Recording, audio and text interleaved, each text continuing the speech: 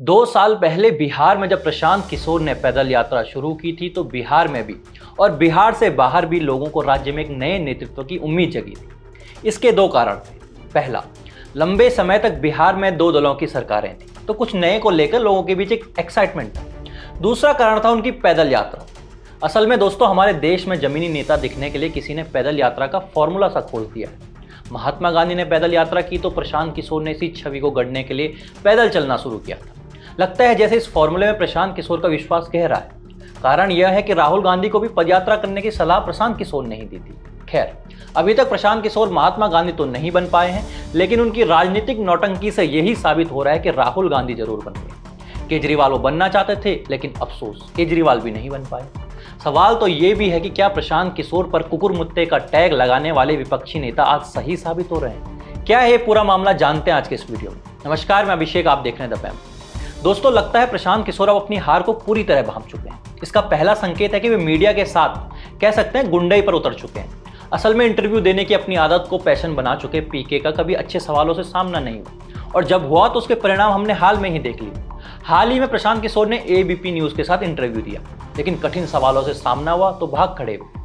असल में उन्हें समधीश जैसे सवाल पूछने वाले ही पसंद आते हैं, जो वही घिसे पिटे सवाल पूछ लें कि प्रशांत जी आप सोते कब हैं, या प्रशांत जी आपकी फेवरेट नेटफ्लिक्स सीरीज कौन सी है।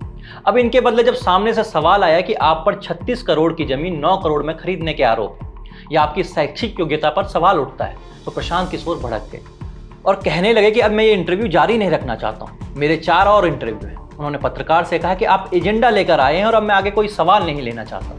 याद कीजिए, इससे पहले यही प्रशांत किशोर 3 और पत्रकारों पर अपनी हताशा निकालते हुए दिखे थे। जो प्रशांत किशोर उत्तर से दक्षिण भारत तक अलग अलग नेताओं की जीत में अपनी भूमिका अंगुलियों पर गिनाते थे, वे आज मीडिया का और विपक्षी नेताओं द्वारा लगाए गए आरोपों का सामना तक नहीं कर पा रहे। ऐसे में उनके पास सिर्फ बच गया है विक्टिम कार्ड। प्रशांत किशोर ने कहा, जन स्वराज के 3 उम्मीदवारों का नामांकन बीजेपी ने जबरन वापस करवाया। उनके फोटो दिखाए जिसमें उनके उम्मीदवार गृह मंत्री अमित शाह के साथ थे। दावा किया कि लोकतंत्र की हत्या हो रही है, लेकिन हकीकत क्या थी? एक उम्मीदवार ने कहा कि 76 साल की उम्र में वो चुनाव की दौड़ धूप नहीं कर सकते, इसलिए खुद नाम वापस लिया। अब देखा जाए तो जन स्वराज के कई कार्यकर्ता बीजेपी में शामिल हो रहे हैं। अब प्रशांत किशोर बताएं कि वे किसी के दबाव में शामिल हो रहे हैं या स्वयं प्रशांत किशोर की नाकामियों के चलते हुए शामिल हो रहे हैं। दोस्तों, गृह मंत्री अमित शाह पर आरोप लगाना तो हास्यास्पद है। वे आखिरी इंसान होंगे जो पीके जैसे प्रोजेक्ट पर अपनी एनर्जी वेस्ट करेंगे। चलो एक बार के लिए मान लेते हैं कि आपके उम्मीदवार प्रेशर में नाम वापस ले रहे हैं, लेकिन आपको किसने चुनाव लड़ने से रोका?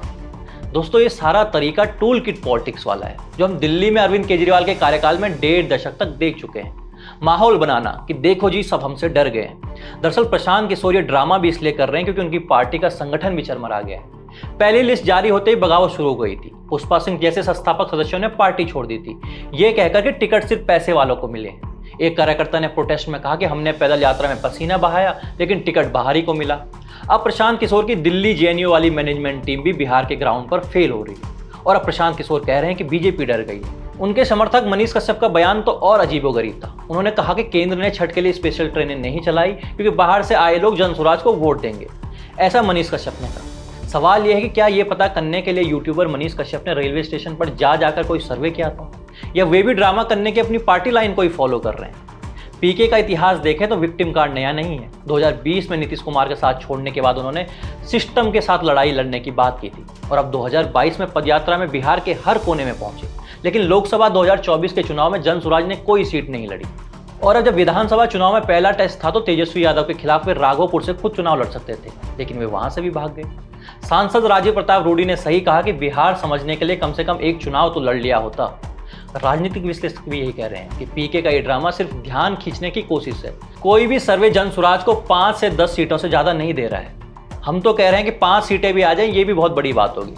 अब तो दोस्तों ऐसा लग रहा है कि एनडीए और महागठबंधन की लड़ाई में प्रशांत किशोर वोट कटवा भी नहीं बन पा रहे हैं। असल में पीके को अब चुनाव लड़ने और लड़वाने का फर्क का एहसास हो गया है, लेकिन वो सच्चाई को स्वीकार नहीं कर पा रहे।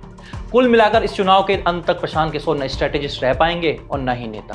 खैर, नेता तो कभी बन ही नहीं पाए थे। धन्यवाद।